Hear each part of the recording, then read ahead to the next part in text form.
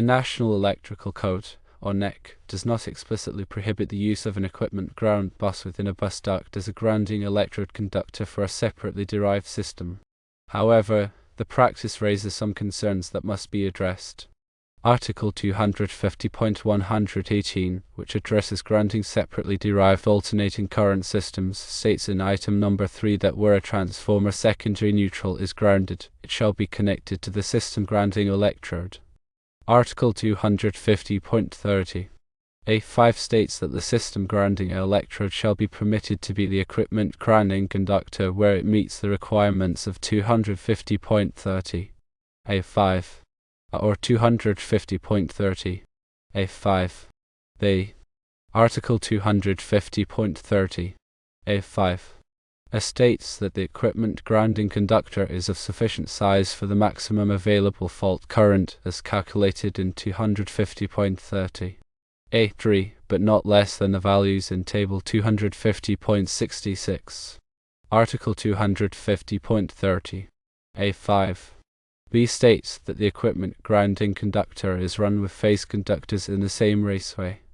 Concerns about this practice should be addressed. Firstly, the isolation of grounding systems must be considered.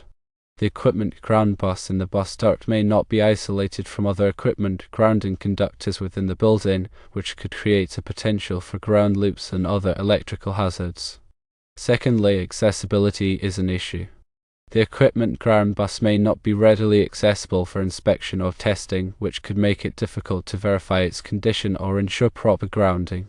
Thirdly, there are conductor sizing considerations. While the equipment ground conductor in the bus duct may meet the minimum size requirements for a grounding electrode conductor, it may not be sufficient to handle the maximum available fault current for the new transformers.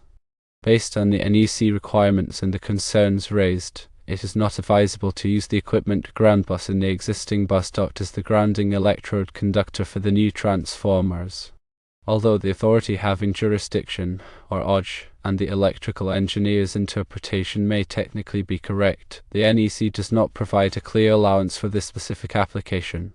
It is recommended to install a separate grounding electrode system dedicated to the new transformers per the requirements of Article 250.52. Ensure that the grounding electrode conductor is of sufficient size to handle the maximum available fault current and that it is run with phase conductors in the same raceway. Verify the accessibility and isolation of the grounding electrode conductor for proper inspection and testing.